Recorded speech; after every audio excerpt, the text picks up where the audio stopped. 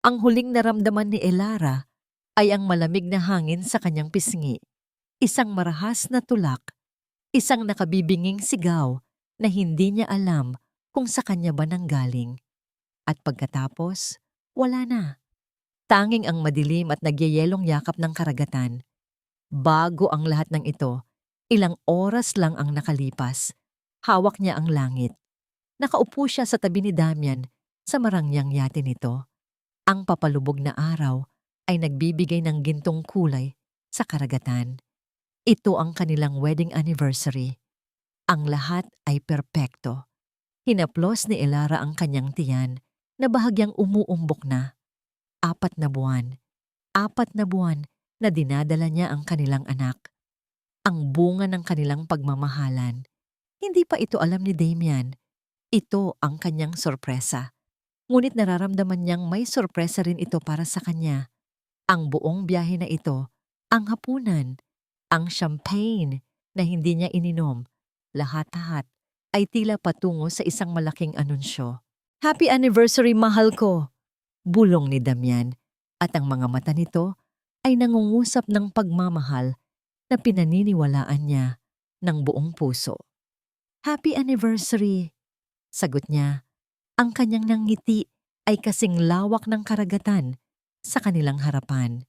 Inabot ni Damian ang kamay niya. May ipapakita ako sa'yo. Dito ka lang. Tumango siya, puno ng pananabik.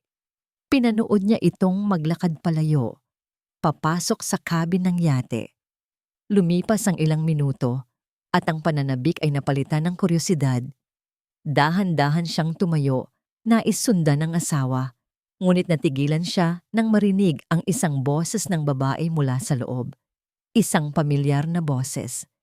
Si Celeste, ang business partner ni Damian. Dahan-dahan siyang lumapit sa bintana ng cabin. Ang puso niya ay nagsisimula nang kumabog ng kakaiba. Kailan mo sasabihin sa kanya? Tanong ni Celeste. Ang boses ay may bahid ng pagkainip. Isang mahinang tawa ang sagot ni Damian. Ano ka ba naman, Celeste? Patience. We're celebrating. Hayaan mo muna siyang maging masaya. Masaya? Damian, nababaliw na ako. Ayokong magtago habang buhay. At paano ang tungkol sa kumpanya? Sigurado ka bang wala na siyang habol doon? Narinig ni Elara ang pagbukas ng isang bote. Relax, sabi ni Damian. Ang boses ay malamig at kalkulado. Ang kumpanya ng ama niya? Matagal nang sa akin iyon. Ang matandang iyon sobrang tiwala sa akin. Hindi niya alam, habang tinuturuan niya ako, pinaplano ko na kung paano aagawin ang lahat sa kanya. At itong si Elara, wala siyang alam. She's too naive, too in love. Ang mga salitang iyon ay tumusok sa puso ni Elara na parang mga bubog. Ang hangin ay tila naubos sa kanyang baga. Ang kumpanya ng kanyang ama, inagaw, ang pagmamahal niya, isang kasinungalingan. Napaatras siya at sa kanyang paggalaw ay natabig niya ang isang maliit na paso na tahimik sa loob. Pagkatapos ng ilang sandali, bumukas ang pinto. Si Damian at sa likod nito, si Celeste na inaayos ang kanyang damit. Ang tingin sa mga mata ni Damian ay hindi na ang tingin ng lalaking minamahal niya. Iyon ay tingin ng isang estranghero, isang halimaw. Elara, sabi nito, walang bakas ng pagkagulat. Totoo ba? Nanginginig ang boses ni Elara. Ang mga luha ay nagsisimula nang mamuo sa kanyang mga mata. Lahat ng narinig ko, Damian, sabihin mong hindi totoo. Naglakad si Damian palapit sa kanya at sa isang iglap ay inakala niyang yayakapin siya nito na sasabihing isang masamang panaginip lang ang lahat. Ngunit huminto ito sa kanyang harapan. Ang mukha nito ay walang emosyon. So narinig mo pala, sabi nito. Well, that saves me the trouble of explaining things. Yes, Elara, it's all true.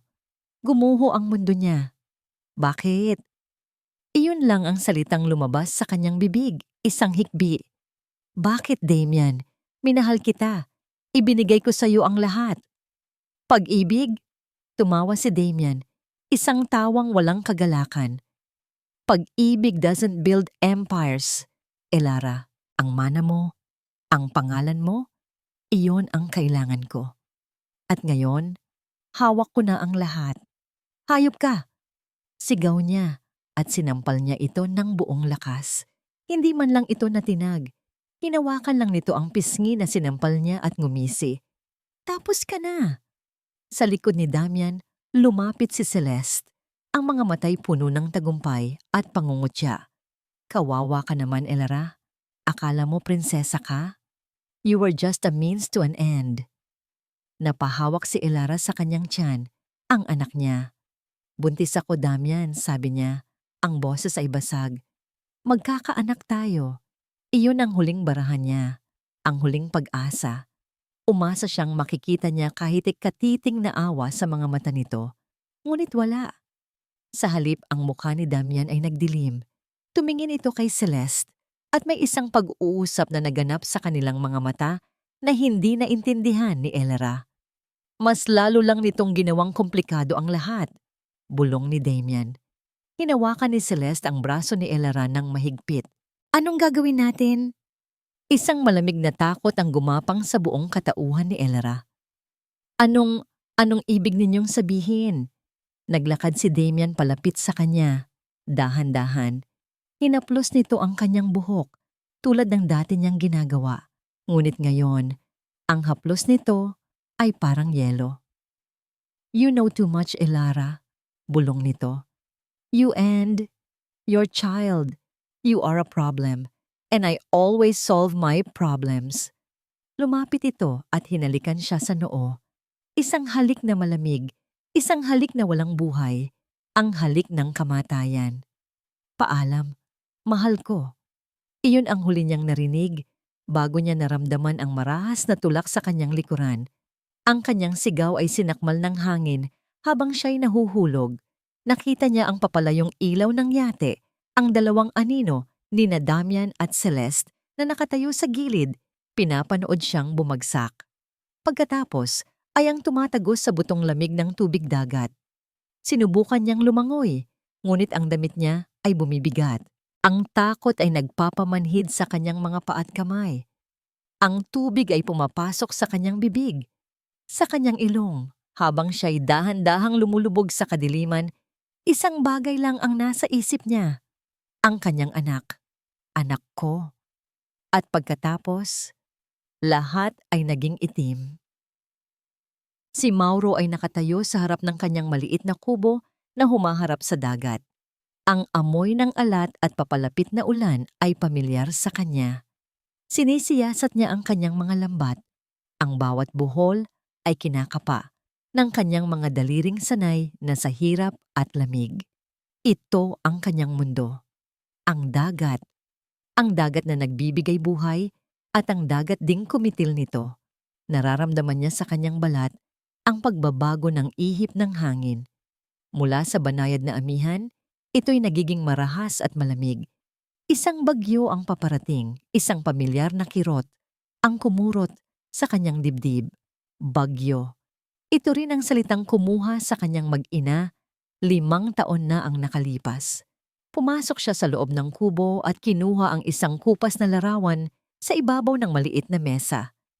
Isang babaeng may matamis na ngiti at isang batang lalaki na mahigpit ang yakap sa kanya. Ang kanyang si Elena, ang kanyang si Lito. Hinaplos ng kanyang hinlalaki ang mga nakangiting mukha. Sila ang kanyang mundo at kinuha sila ng dagat sa isang gabing katulad nito. Mula noon, si Mauro ay naging anino na lang ng kanyang sarili. Isang mangingisdang nabubuhay sa alaala. Isinara niya ang mga bintana, pinapatibay ang bawat trangka. Sa labas, ang kalmadong dagat kanina ay isa ng halimaw na nagwawala. Ang mga alon ay humahampas sa dalampasigan na may nakabibinging lakas. Ngunit hindi siya natatakot. Matagal na siyang tumigil sa pagkatakot. Nang biglang, sa gitna ng ugong ng hangin at ulan, isang bagay ang pumukaw sa kanyang pansin. Isang puting tela. Kumikislap ito sa gitna ng madilim at magulong tubig.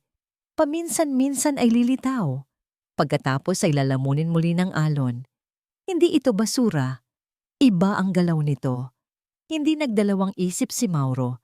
Kinuha niya ang kanyang kapote, sinindihan ang makina ng kanyang maliit na bangkang demotor, at sumuong sa nagngangalit na bagyo. Baliw na kung baliw. Ngunit may kung anong puwersa ang humihila sa kanya papalapit sa kung ano man iyon. Bawat paghampas ng alon ay tila bumabali sa kanyang mga buto. Ang ulan ay parang mga karayom na tumutusok sa kanyang mukha.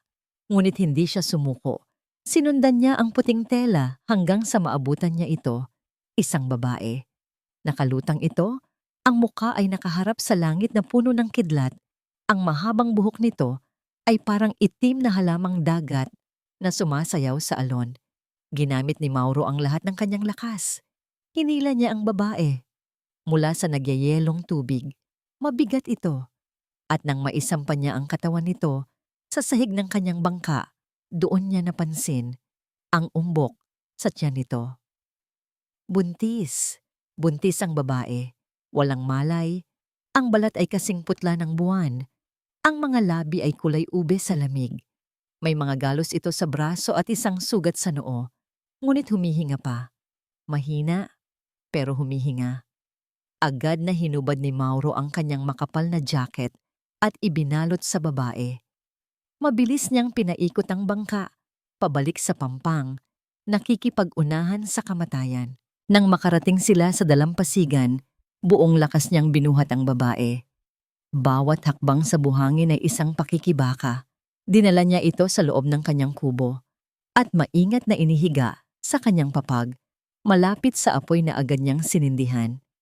Kumuha siya ng malinis na tela at pinunasan ang mukha nito. Inalis niya ang basang damit nito at pinalitan ng isang luma ngunit tuyong kumot. Habang ginagawa niya ito, isang daing ang kumawala sa mga labi ng babae. Isang mahina, halos hindi marinig na daing na sinusundan ng mas malakas na sigaw. Pagkatapos ay ang nakakapanindig balahibong tunog ng pag-iyak. Napamulagat si Mauro. Ang bagyo sa labas ay tila nagpapahinahon. Ang ilaw ng Petromax ay nagpapakita sa kanyang mga mata ng takot. Hindi ito ang iyak ng babae. Ito ay iyak ng isang sanggol. Nagsisimulang magtrabaho ang kanyang utak. Ang bagyo, ang buntis na babae, ang mga pagdaing, ang kanyang nawawalang pamilya. Isang sumpa o isang himala.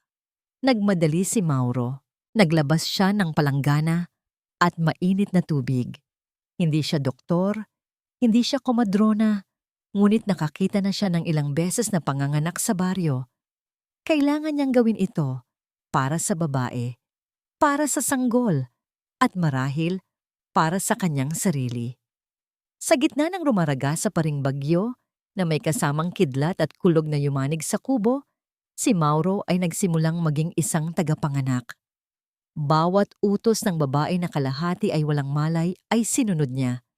Bawat pag-iyak nito ay lalo siyang nagpupunyagi. Matapos ang tila walang katapusang oras, isang malakas na iyak ang umalingaw-ngaw sa maliit na kubo. Isang bagong buhay. Hinawakan ni Mauro ang sanggol, nilinis ang madulas na balat nito. Isang malusog na batang lalaki. Buong pag-iingat niyang ibinalot ang sanggol sa isang malinis na tela at inabot sa ina. Ang mga mata ng babae ay bahagyang nakabukas. Ang kanyang mga labi ay nanginginig. "Anak ko!" bulong nito, bago muling pumikit. Ngunit may isang nangiti sa kanyang labi. Isang nangiting puno ng pag-ibig at lunas. Nakahinga ng maluwag si Mauro. Naging maayos ang lahat. Ang sanggol ay ligtas. Ngunit nang lingunin niya ang ina, napansin niya ang dugong dumadaloy mula rito. Ang babae ay mas lalo pang namumutla. Ang paghinga nito ay naging mabagal at halos hindi na marinig. Ang nangngiti sa mga labi nito ay naglalaho, napapalitan ng isang maputlang mukha na tila walang buhay. Tiningnan ni Mauro ang walang malay na babae, pagkatapos ay ang umiiyak na sanggol sa kanyang bisig. Hindi siya sigurado kung ang ina ay makakapagpatuloy pang huminga sa kabila ng gabi. Ang bagyo ay nagpatuloy sa pagngangalit at si Mauro ay mag-isa sa gitna ng dagat na may hawak na isang bagong buhay at isang buhay na naghihingalo. Dahan-dahan, tila mula sa isang malalim na panaginip, idinilat ni Elara ang kanyang mga mata.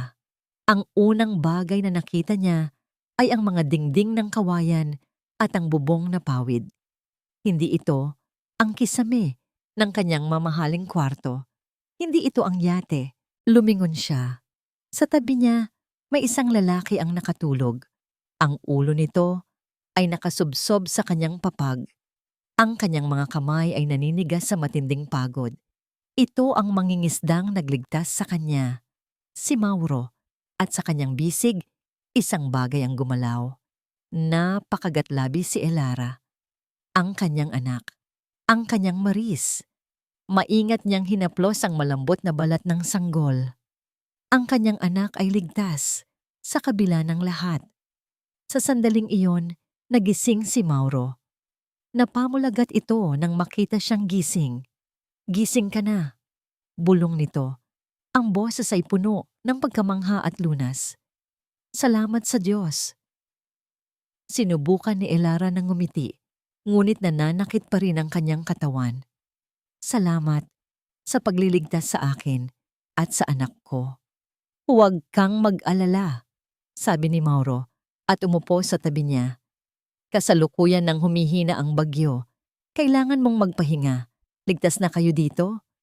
Ikinuwento ni Mauro ang lahat. Kung paano niya siya nakita sa gitna ng bagyo. Kung paano siya nanganak. Kung paano siya nag-alala na hindi siya makakasurvive. Sa bawat salita, naramdaman ni Elara ang init ng pasasalamat.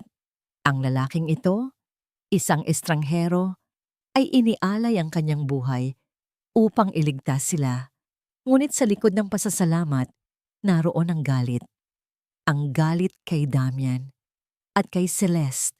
Hindi niya makakalimutan ang mukha ng mga ito habang siya'y itinutulak sa dagat. Kailangan kong makaalis dito, sabi niya. Kailangan kong makipag-ugnayan sa isang tao. Agad na naisip niya si Vincent Hale, ang matalik na kaibigan ng kanyang ama at ang kanyang pinagkakatiwalaang abogado. Kung mayroon man siyang malalapitan, si Vincent iyon. Nang gabing iyon, habang mahimbing na natutulog si Maris sa tabi niya, tinawagan ni Elara si Vincent gamit ang lumang cellphone ni Mauro. Napakasaya ni Vincent nang marinig ang kanyang boses. Elara, buhay ka! Salamat sa Diyos! Narinig niya ang pagluha nito. Vincent, kailangan ko ang tulong mo. Ang buong istorya ay mas komplikado kaysa sa iniisip mo. Ikinuwento niya ang lahat. Ang pagtataksil ni Damian, ang pag-agaw sa kumpanya ng kanyang ama, ang pagtulak sa kanya sa dagat, at ang pagkabuhay niya. Napakatahimik ni Vincent sa kabilang linya. Elara, I'm so sorry, I should have seen it. Ang ama mo, sobrang tiwala niya kay Damian. At ako, hindi ko man lang nakita kung anong hayop pala ang alaga niya. Ang boses nito ay puno ng pagsisisi. Hindi mo kasalanan, Vincent, sabi ni Elara. Kahit paano ay gumaan ang kanyang loob sa suporta nito. Ngayon, kailangan kong bumangon. Kailangan kong ipaglaban ang sarili ko at ang anak ko. Pero paano? May ideya ako, sabi ni Vincent. Makinig ka, Elara. Kung babalik ka ngayon, sasabihin ni Damian na baliw ka, nagawa-gawa lang ang lahat. Malakas ang impluwensya niya. Kailangan mong maging mas matalino kaysa sa kanya. Ibinahagi ni Vincent ang kanyang plano. Ang ideya na ipaalam na patay na si Elara Monroe at palitan niya ang kanyang pagkatao. Kailangan mong mawala, paliwanag ni Vincent. Kailangan mong maging isang bagong tao. At sa likod ng anino, maghanda ka para sa paghihiganti. Hayaan mo akong asikasuhin ang lahat. Ngunit kailangan mo ng isang bagong pangalan, isang bagong simula. Tumingin si Elara sa kanyang anak na mahimbing na natutulog. Isang bagong simula, isang bagong buhay. Anna Monrove, sabi niya. Ang pangalang lumabas sa kanyang bibig ay parang kakaibang himig. Simula ngayon, ako si Anna Monroe. Nang sumunod na araw, nagsimula ang pagbabago. Ginamit ni Vincent ang kanyang koneksyon. Kumalat ang balita. Ang bangkay ni Elara Monroe, ang nawawalang asawa ni Damian Boss, ay natagpuan sa isang liblib na baybayin. Mayroong isang pekeng libing at ang mga balita ay nagpakita ng isang mapanlinlang na Damian na umiiyak sa kanyang pagkamatay. Puno ng galit ang puso ni Elara habang binabasa niya ang mga balita. Kung alam lang ng mga tao ang totoo, ngunit hindi pa. Pinakinis ni Vincent ang bawat detalye ng bagong katauhan ni Anna Monrove. Isang negosyanteng matagumpay na matagal nang naninirahan sa ibang bansa at ngayon ay nagbabalik sa Pilipinas. Ang lahat ay perpekto. Sa loob ng ilang taon, nanatili si Elara. Ngayon ay si Anna. Sa bahay ni Mauro, tinuruan siya ni Mauro kung paano mamuhay ng simple. Tinulungan niya siyang magpalaki kay Maris. Sa mga tahimik na gabi, habang naglalakad sila sa dalampasigan, unti-unting gumaling ang sugat sa puso ni Mauro sa piling nina Elara at Maris. Si Elara naman, natutong maging matatag at matalino. Ang bawat haplos ni Maris sa kanyang pisngi ay nagbibigay sa kanya ng lakas. Ang bawat sikat ng araw ay nagpapaalala sa kanya na may bagong pag-asa. Ngunit sa likod ng bagong buhay na ito, hindi nawala ang layunin niya. Ang paghihiganti. Isang hapon, habang si Maris ay naglalaro sa buhangin sa ilalim ng gabay ni Mauro, si Anna ay nakaupo sa loob ng kubo, nakatitig sa isang larawan ni Damian sa lumang tablet ni Vincent. Ang mukha ni Damian ay nagpapakita ng isang matagumpay na negosyante na tila wala itong pinagsisisihan, ngunit nagkakamali siya. Malapit na, Damian, bulong ni Anna. Ang kanyang boses ay malamig at puno ng determinasyon. Magkikita rin tayo muli. At sa pagkakataong yon, ako na ang hahawak sa lahat ng baraha. Kinabukasan, habang ang araw ay sumisikat sa kalmado ng karagatan, handa na si Anna. Nakasuot siya ng isang eleganteng itim na gown, ang buhok ay nakapusod ng mataas, at ang mukha ay pininturahan ng profesional na makeup artist na lihim na ipinadala ni Vincent. Ang dating Elara Monroe ay ganap ng nabura. Sa salamin, tumambad ang isang Anna Monrove, matikas, misteryosa, at may mapanganib na ningning sa mga mata. Bago umalis, tumawag siya kay Mauro. "Ligtas si Maris?" Tanong niya, ang boses ay puno ng pag-aalala. "Huwag kang mag-alala, Elara." Sagot ni Mauro, ang boses ay kalmado. "Nandito ako. Bantay sarado ang anak mo. Mag-ingat ka." Ang boses ni Mauro ay nagbigay sa kanya ng lakas. Kailangan niya itong gawin para kay Maris at para sa hustisya ng kanyang ama. Nakarating si Anna sa isang grand ballroom ng isang 5-star hotel sa Manila. Isang charitable auction iyon para sa isang arts foundation at alam niyang dadalo si Damian at Celeste. Ito ang kanyang engranding pagbabalik sa gitna ng mga taong minsang pinaniwalaang patay na siya. Pumasok siya sa silid at tulad ng inaasahan, napalingon ang lahat. Naramdaman niya ang mga matang nakatitig sa kanya. Nagtataka kung sino ang bagong mukha na ito. Ngunit ang hinahanap niya ay ang mga mata ni Damian. Nandoon ito sa gitna ng grupo ng mga negosyante. Suot ang mamahaling tuxedo. Umiinom ng champagne. Sa tabi nito si Celeste. Nakakapit sa braso nito, nakangiti ng matamis sa mga kausap. Isang perpektong larawan ng magkasintahan. Ngunit sa mata ni Anna, para itong dalawang ahas na nagkukubli sa ilalim ng bato. Naglakad si Anna ng may kumpiyansa. Ang bawat hakbang ay kalkulado. Nagsimula ang auction. Isang lumang pinta ang ipinapakita. Isang masterpiece. Alam ni Anna na gusto ito ni Damian. "Tinataya namin ang obrang ito sa 10 milyong piso, sabi ng auctioneer. Nagtaasan ng mga bid. Nakita ni Anna ang pagtaas ng kamay ni Damian, kaswal ngunit may autoridad. 15 milyon! Nagulat ang ilan. Walang gustong lumaban. Ngunit si Ana ay nagtaas ng kanyang paddle. 20 milyon, sabi niya. Ang kanyang boses ay malinaw at matatag. Napalingon si Damian. Ang kanyang mga mata ay naningkit. Tumingin ito kay Ana. Sinisiyasat ang bawat detalye ng kanyang mukha. Hindi niya inalis ang tingin dito. Nagkunwari siyang kalmado, ngunit ang puso niya ay rumaragasa. 25 milyon! Galit na sigaw ni Damian. Tila hinahamon siya. Ngumiti si Ana. 30 milyon! Nagulat ang lahat. Napuno ng bulungan ng silid. Hindi inaasahan ang gayong determinasyon mula sa isang estranghero. Sold to the lady in black for 30 million pesos, sabi ng auctioneer habang ang hammer ay bumaba. Doon naglakad si Damian palapit sa kanya. Ang mga mata nito ay nakatitig sa kanya. Naghahanap ng pamilyar na anino, ngunit wala siyang pinakita. Binabati kita, Miss Monroe, sabi ni Damian. Ang kanyang boses ay mababa at may bahid ng pagdududa. Hindi ka pamilyar sa akin. Bago ka ba sa Maynila? Matagal na akong wala dito, Mr. Boss. Sagot ni Ana. Ang kanyang ngiti ay malalim at misteryoso. At minsan ang mga bagong muka ay mas nakapagbibigay ng interes, hindi ba?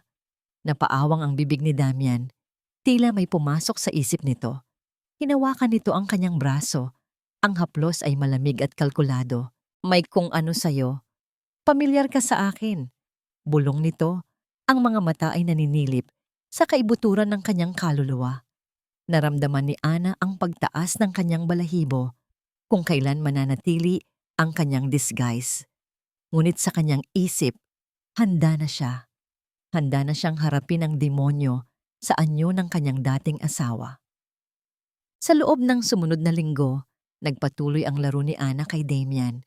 Ginamit niya ang bawat pagkakataon upang bumuo ng kanyang persona bilang isang negosyanteng interesado sa mga proyekto ni Damian.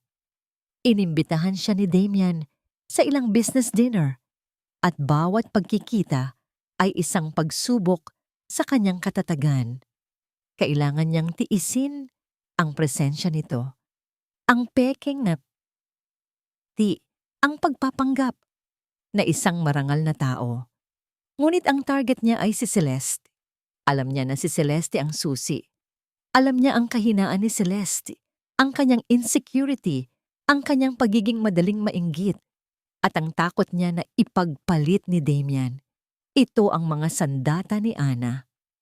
Isang araw, nakita niya si Celeste na nag-iisang umiinom sa isang mamahaling bar. Lumapit si Ana, dala ang kanyang pinakamatalim na ngiti. Celeste, tama, sabi ni Ana, na tila nagulat sa pagkakita dito. Akala ko kasama mo si Mr. Boss? Namula si Celeste. Ana. Oo, may mahalaga lang siyang meeting. Alam mo na, busy ang mga lalaki. May bahid ng pait sa kanyang boses.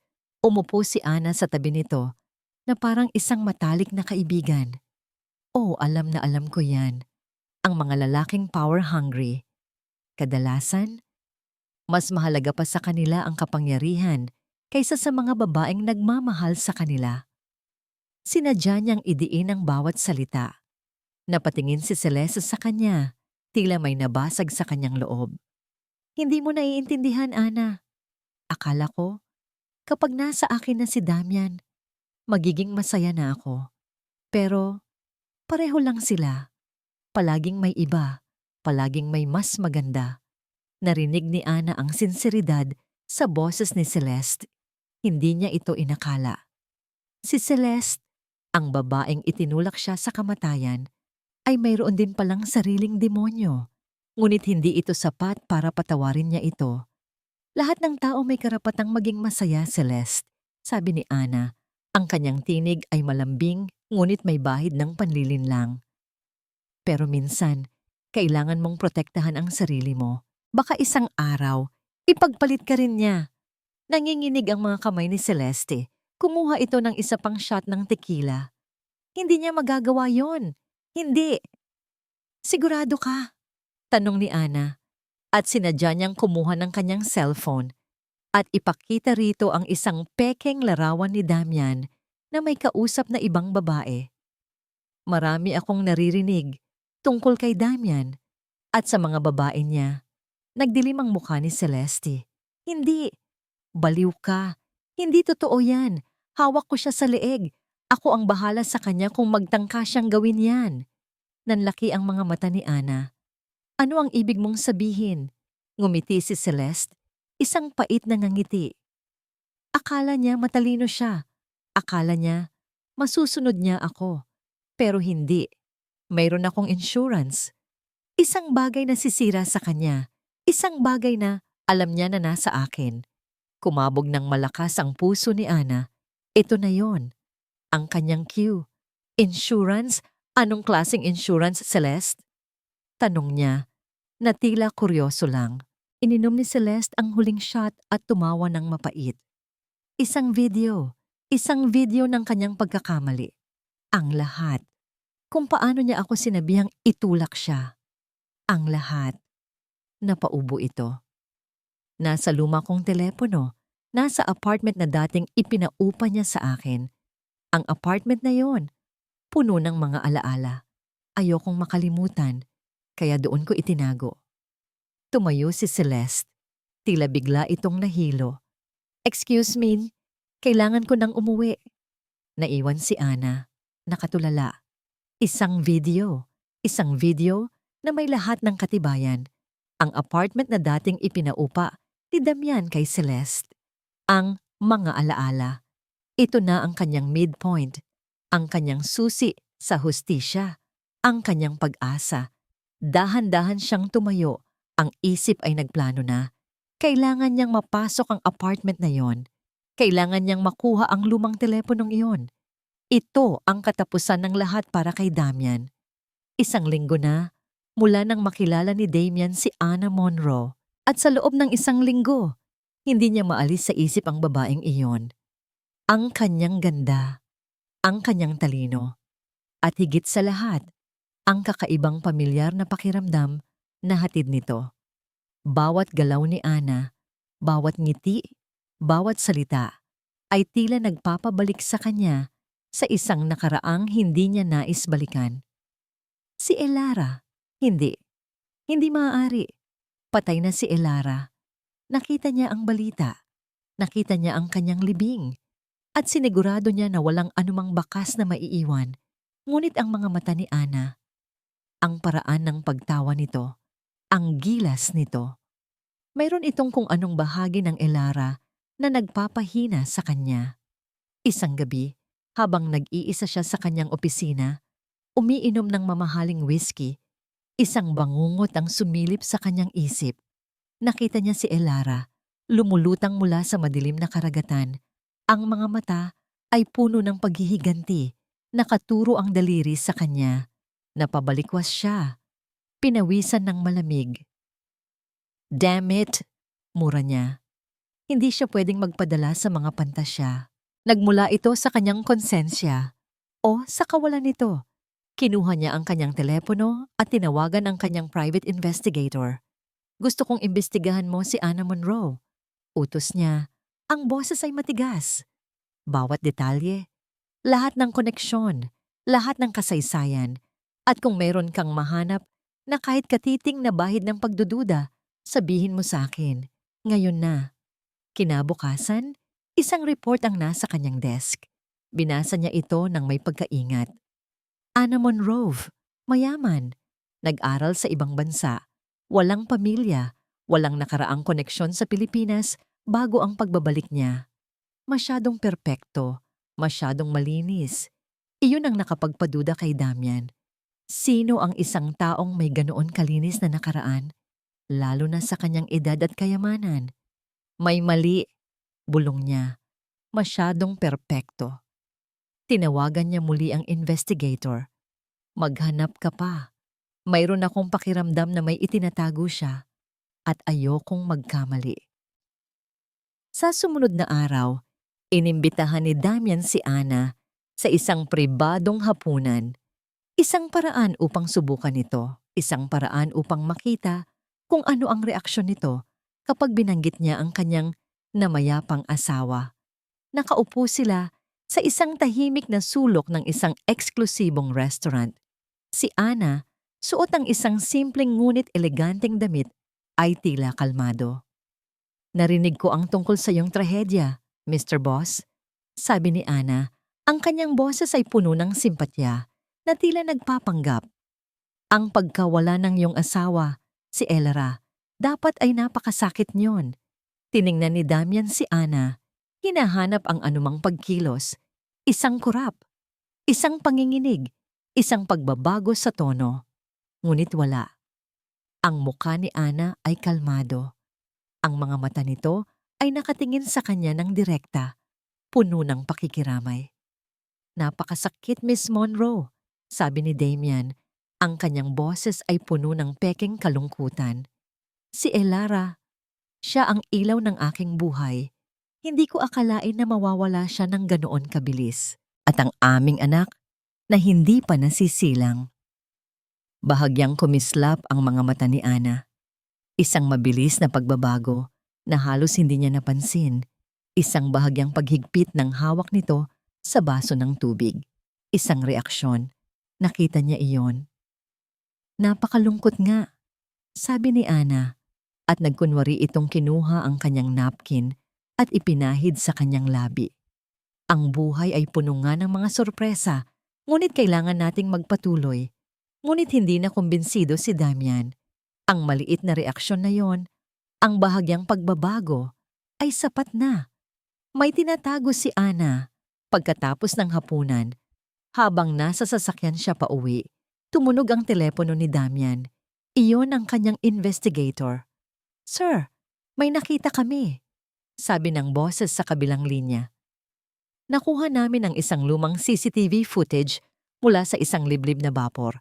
Nakita namin si Ana Monroe na kausap ang isang lalaki." "Sino?" tanong ni Damian. Ang puso niya ay kumakabog. "Si Vincent Hale, sir, ang dating abogado ng ama ni Ellara, ang lumang kaibigan ni Ellara Monroe." Napatigil si Damian. Si Vincent Hale, ang taong pinagkakatiwalaan ng ama ni Ellara, ang taong malapit kay Ellara. Nagsimulang magbuo ang lahat sa kanyang isip.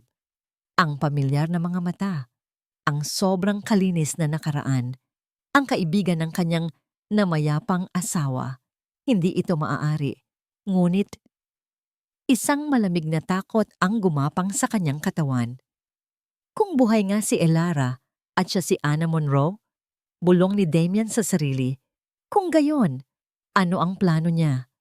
Nakarating si Ana sa lumang apartment complex na ipinaupa ni Damian kay Celeste. Ito ay isang gusali sa liblib na bahagi ng syudad, malayo sa ingay ng Maynila. Ang mga bintana ay madilim at ang hangin ay may amoy ng kalumaan at pag-iisa. Binigyan siya ni Vincent ng susi na lihim nitong nakuha mula sa isang lumang set ng duplicate keys ni Damian. Ang plano ay simple. Pasukin ang apartment, hanapin ang lumang telepono ni Celeste, at makuha ang video. Pumasok siya sa loob. Ang apartment ay puno ng alikabok. Ang mga kasangkapan ay nababalutan ng puting tela. Parang isang museo ng mga nakaraang alaala. Bawat hakbang ni Ana ay maingat. Ang puso niya ay kumakabog ng malakas. Nagsisikap siyang huwag gumawa ng ingay. Sinimulan niyang hanapin.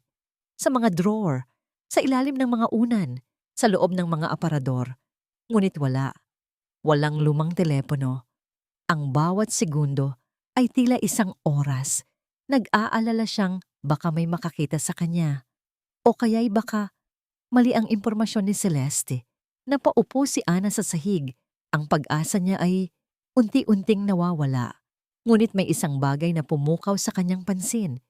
Isang lumang music box sa ibabaw ng bedside table. Iyon ang music box na bigay ni Damian kay Celeste nung bago pa lang sila. Isang bagay na alam ni Ellara, ngunit hindi nito inaasahan na itatago pa ni Celeste. Dahan-dahan niyang binuksan ang music box. Sa loob, sa ilalim ng umiikot na balerina, ay nakalagay ang isang lumang Nokia phone, ang lumang telepono ni Celeste. Nanginginig ang kanyang mga kamay habang dinadampot niya ito. Ito na. Ito na ang lahat. Napangiti siya. Isang ngamungiting puno ng tagumpay, lunas at paghihiganti. Natagpuan niya. Ngunit bago pa man niya ito ma-secure sa kanyang bulsa, biglang umilaw ang mga ilaw sa apartment. Napamulagat si Ana. Nakita niya si Damian, nakatayo sa may pinto, pumapalakpak ng dahan-dahan, isang nakakakilabot na ngisi sa kanyang labi. "Ang galing mo, Elara," sabi ni Damian. Ang kanyang boses ay malamig na parang yelo. Tunay ngang hindi mo ako binigo. Naramdaman ni Ana ang paglamig ng dugo sa kanyang mga ugat. Paano niya nalaman? Paano mo nalaman? Tanong ni Ana. Ang kanyang boses ay nanginginig. Lumapit si Damian. Ang kanyang mga mata ay nanlilisik. Ang mga malinis mong papel, ang iyong kaibigan na si Vincent, at ang kakaibang pamilyar sa iyong mga mata. Isang bangungot na ayoko nang balikan, pero pilit kang nagpaparamdam. Nagpadala ako ng isang tao para subaybayan ka. At nang malaman kong nagpunta ka sa apartment na ito, alam ko na. Unti-unting bumagsak ang kanyang pag-asa. Lahat ay plano ni Damian. Isang bitag. "Akala mo matalino ka?" Tawa ni Damian, puno ng pagtuya. "Hindi mo alam, Elara? Ako ang nagturo kay Celeste na magtago ng insurance. Ito ay upang masigurado na hindi niya ako itutulak sa bingit kung sakaling maghiwalay kami." Akala niya matalino siya. Ngunit ang lahat ng ginagawa niya ay bahagi ng aking laro. Nilapitan siya ni Damian at marahas na inagaw ang telepono sa kanyang kamay. "Ito na pala," sabi nito, habang pinaglalaruan ang lumang telepono sa kanyang palad. "Ang katibayan ng aking krimen." Ngumisi ito. "Ngunit ngayon, nasa akin na. At ikaw, nasa loob ka ng aking hawla." Biglang lumabas ang dalawang lalaki. Malalaki ang katawan, mula sa likod ni Damian. Agad nilang hinawakan si Ana, hindi pinayagang makawala. "Elara, hindi mo talaga ako kilala," sabi ni Damian. Ang kanyang boses ay malumanay, ngunit puno ng pagbabanta. "Napakaswerte mo na nailigtas ka. Ngunit ang pagbalik mo, isang malaking pagkakamali. Hindi ko hahayaan na masira mo ang lahat ng aking pinaghirapan." Naramdaman ni Ana ang lubos na kawalan ng pag-asa. Nawala ang lahat. Ang lahat ng kanyang pinaghirapan. Ang lahat ng kanyang paghihiganti. "May anak ka, Elara, hindi ba?" tanong ni Damian.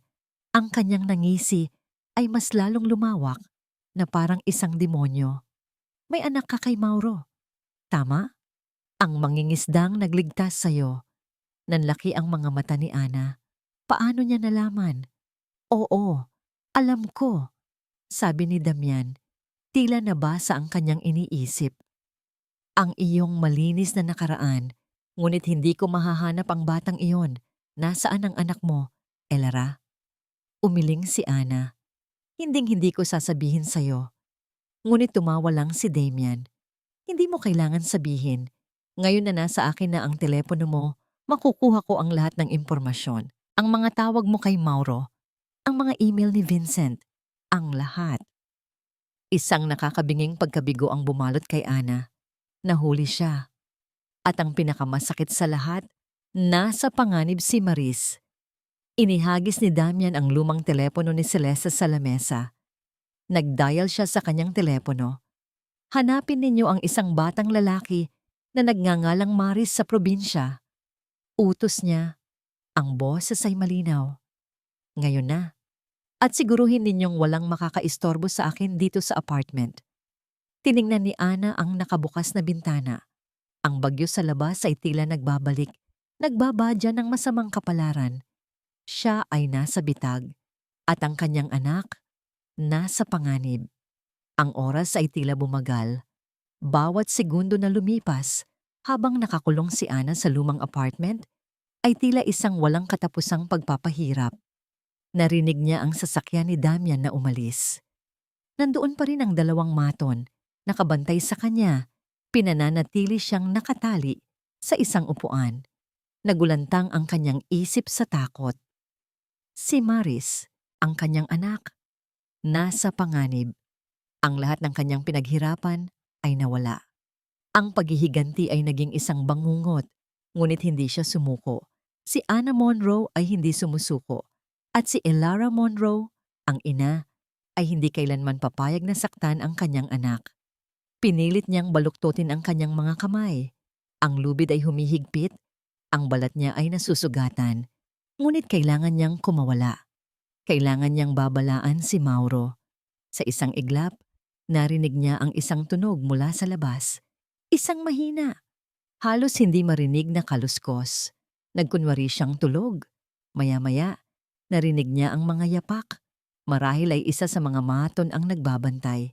Ngunit hindi. Iba ang tunog. Mas pamilyar. Biglang bumukas ang pinto. At nakita niya si Mauro, kasama si Vincent. Napadilat si Ana, ang mga luha ay nagsimulang dumaloy sa kanyang mga mata. Mauro! Vincent! Agad na nilapitan siya ni Mauro. Mabilis nitong kinabig ang lubid at pinalaya siya. Ligtas ka na, Elara. Ayos ka lang ba? Ang mga mata nito ay puno ng pag-aalala. Si Maris, sabi ni Ana, ang kanyang boses ay nanginginig. Sinabi ni Damian na hahanapin niya si Maris. Kailangan nating babalaan si... Hindi na kailangan, Elara, sabi ni Vincent. Ang kanyang mukha ay seryoso, ngunit may bahid ng panatag. Nandyan na si Mauro. Nakita niya ang mga tauhan ni Damian na paparating. Agad niyang dinala si Maris sa isang ligtas na lugar. Hindi nila siya mahahanap. Nakahinga ng maluwag si Ana. Ligtas ang kanyang anak. Pero, paano ninyo nalaman na nandito ako? Tanong niya. Ngumiti si Vincent. Mayroon akong backup plan, Elara.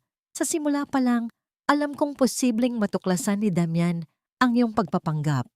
Kaya bago ka pa man magsimula, naglagay ako ng tracking device sa iyong telepono. At bago mo kunin ang lumang telepono ni Celeste, nag-install ako ng data replication software sa device na nasa iyong bag. Napamulagat si Ana. Ibig mong sabihin, ang video? Oo, sabi ni Vincent. Nang kunin ni Damian ang lumang telepono ni Celeste at binuksan ito, hindi niya alam na lahat ng laman yon, kasama ang video, ay automatikong na-syncs sa isang secure cloud server na konektado sa akin. Nasa akin na ang lahat, Elara. Lumabas ang lahat ng bigat sa dibdib ni Ana. Ang pag-asa ay muling bumalik. Hindi siya nabigo. Hindi siya natalo. Anong gagawin natin? Tanong niya. Ang kanyang tinig ay puno ng bagong determinasyon. Tiningnan ni Vincent ang kanyang relo. Ngayon na ang gabi ng anibersaryo ng Boss Corporation, ang malaking party. Dito ilalabas ni Damian ang kanyang bagong investment, ang perpektong oras upang ilabas ang katotohanan. Agad silang nagplano. Ang Boss Corporation Anniversary Party ay gaganapin sa pinakamalaking convention center sa syudad. Ito ang pinakamalaking stage para sa pagbagsak ni Damian. Nang gabing iyon, ang convention center ay puno ng mga piling tao. Ang mga ilaw ay kumikislap, ang musika ay umaalingaw-ngaw. Nakatayo si Damian sa entablado. Ang kanyang mukha ay puno ng pagmamalaki at kayabangan, handang magbigay ng kanyang talumpati. Samantala, si Ana, Mauro at Vincent ay lihim na nakapasok sa control room ng event. Kasama nila ang isang maliit na grupo ng mga taong pinagkakatiwalaan ni Vincent. Handa na ba ang lahat? Tanong ni Ana. Ang kanyang puso ay kumakabog ng napakabilis. Oo, Elara, sabi ni Vincent. Isang pindot lang at ang lahat ay magbabago. Sa entablado, nagsimulang magsalita si Damian. Magandang gabi sa inyong lahat. Ngayong gabi ay isang selebrasyon ng paglago, ng ambisyon, ng tagumpay. Ngunit habang nagsasalita si Damian, biglang nagpalit ang malaking LED screen sa likod niya. Mula sa kanyang pagmamalaki, biglang lumabas ang isang itim na screen na may mga lumalabas na puting letra. Ang tunay na mukha ng Boss Corporation. Nagulat ang lahat. Ang musika ay huminto. Ang mga bulungan ay nagsimula. Nagdilim ang mukha ni Damian. Sinubukan niyang kontrolin ang projector, ngunit wala itong ginawa. Pagkatapos, lumabas ang video. Ang video na kinunan ni Celeste. Ang video kung saan maririnig ang boses ni Damian, nagpaplanong agawin ang kumpanya ng ama ni Elara. At pagkatapos, ang eksena sa yate. Ang mukha ni Damian, puno ng pagkasuklam. Ang pagtulak kay Elara, ang kanyang pagbagsak sa karagatan. Isang nakakabinging katahimikan ang bumalot sa buong ballroom. Pagkatapos, ang mga sigaw, ang mga gulat na tunog, ang mga bulungan ay naging hiyawan. Nakita ni Ana si Damian. Ang kanyang mukha ay putlang-putla. Ang kanyang mga mata ay nanlalaki. Tila nakakita ng multo. Ang kanyang mundo ay gumuho. Nagsimulang tumakbo ang mga tao. Nagsimulang pumasok ang pulisya na tinawagan ni Vincent bago pa man mangyari ang lahat. Sumigaw si Damian. Hindi! Kasinungalingan! Gawa-gawa lang! Ngunit huli na ang lahat. Nakita na ng mundo ang katotohanan. Habang papalapit ang pulisya, nakita ni Damian si Ana. Nakatayo sa isang sulok, nakatitig sa kanya. Ang mga mata ni Ana ay hindi na puno ng galit, kundi ng tagumpay. Sa isang iglap ng galit at desperasyon, dinukot ni Damian ang isang maliit na baril mula sa kanyang bulsa. Itinutok niya ito kay Ana. Ikaw! Sigaw nito. Ang boses ay puno ng pagkasira. Sinira mo ang lahat. Mamamatay ka. Sa sandaling itinutok ni Damian ang baril kay Ana, isang anino ang mabilis na kumilos, si Mauro. Mabilis na tumalon si Mauro mula sa likod ng entablado. Sa isang iglap, nasakmal niya ang braso ni Damian at nagkaroon ng marahas na pagpipiglas. Narinig ni Ana ang putok ng baril, ngunit ang bala ay tumama sa kisame. Sa sumunod na sandali, nabitawan ni Damian ang baril. Dumating ang mga pulis at agad na kinordonan si Damian. Damian, boss, sa ngalan ng batas, arestado ka sa kasong attempted murder at grave coercion, sigaw ng isang pulis. Habang hinihila si Damian, tiningnan niya si Ana, ang kanyang mga mata ay puno ng matinding puot. Hindi pa tapos ito, Elara. Hindi pa. Ngunit wala nang epekto ang mga banta nito. Tapos na. Dumating din si Celeste, umiiyak, na kinakapkapan ng pulisya. Hindi ko sinasadya. Ginipit lang niya ako. Si Damian ang may kasalanan. Sigaw nito na sinisisi ang lahat kay Damian. Lumapit si Ana kay Celeste. Ang kanyang mukha ay walang emosyon. Ang hustisya ang magdedesisyon sa inyong dalawa, Celeste. Sa loob ng ilang oras, ang buong convention center ay puno ng kaguluhan. Ang mga reporters ay nagkukumpulan, ang mga kamera ay kumikislap. Si Vincent ang humarap sa media, nagbigay ng pahayag tungkol sa katotohanan. Kinabukasan, ang balita ay nasa lahat ng pahayagan at news channel. Millionaire CEO Damian Boss arrested for attempted murder, fraud. Elara Monroe alive, the shocking revelation. Lumabas si Ana sa publiko, ngayon ay muling si Elara Monroe at buong tapang na hinarap ang media. Sinabi niya ang kanyang kwento, mula sa simula hanggang sa wakas, ang kanyang pagiging biktima, ang kanyang pagbangon, at ang kanyang laban para sa hustisya. Sa kanyang tabi ay si Vincent na nagbibigay ng legal na suporta. Pagkatapos ng press conference, umuwi si Elara sa bahay ni Mauro. Doon niya nakita si Maris na masayang naglalaro sa dalampasigan kasama si Mauro. Ang puso niya ay napuno ng init. Nilapitan siya ni Mauro. Matagumpay kayo, sabi nito. Ang kanyang ngiti ay totoo. Oo, sabi ni Elara. Salamat sa iyo, Mauro. Kung wala ka, wala ako dito. Tumingin sila sa papalubog na araw. Ang hangin ay sariwa at ang alon ay mahinahon. Elara, sabi ni Mauro, ang boses nito ay puno ng sinseridad. Alam kong hindi ito ang tamang panahon, pero sa loob ng mga taon na nakasama ko kayo, natutunan ko muling magmahal. Mahal kita, Elra, at mahal ko si Maris. Kung papayagan mo lang, pinutol ni Elra ang kanyang sasabihin. Hinawakan niya ang kamay ni Mauro. Hindi mo alam kung gaano ako nagpapasalamat sa iyo, Mauro.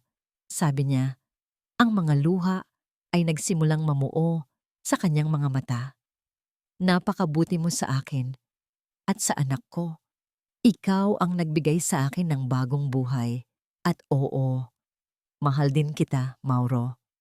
Yumakap sila sa isa't isa, ang isang yakap na puno ng pag-asa, pagmamahalan, at pangako. Ang lalaking minsang nawalan ng pamilya ay muling nakatagpo. At ang babaeng halos mawala ng lahat ay nakahanap ng bagong tahanan. Ilang linggo ang lumipas, ang kaso ni Damian at Celeste ay mabilis na umusad. Sa harap ng video at iba pang katibayan na inihanda ni Vincent, wala silang nagawa, kundi ang umamin sa kanilang mga kasalanan.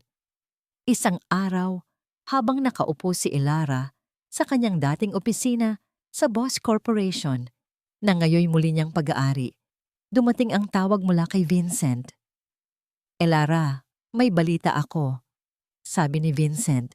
Ang boses ay puno ng kagalakan. Ang korte ay naglabas na ng desisyon. Damian Boss at Celeste Arden ay parehong hinatulan ng habambuhay na pagkakakulong. Ang lahat ng kanilang ari-arian, kabilang ang Boss Corporation, ay ibabalik sa iyo. Nakuha mo ang hustisya, Elara. Napahawak si Elara sa kanyang dibdib. Tapos na. Ang kanyang matagal ng paglalakbay ay natapos. Ngunit ang tanong ay, anong gagawin niya ngayon? Babalik ba siya sa pagiging isang CEO? O may mas malalim pa siyang layunin sa buhay? Lumipas ang ilang buwan. Ang mundo ay nakabihag sa kaso ni na Damian Boss at Celeste Arden. Ang kanilang pagbagsak ay isang babala sa lahat ng nagnanais na mamuhay sa kasinungalingan at pagtataksil. Si Elara Monroe ay naging simbolo ng pagbangon at hustisya, ngunit hindi niya pinili na bumalik sa kanyang dating buhay. Isang araw, sa isang press conference, nagbigay ng isang mahalagang anunsyo si Elara.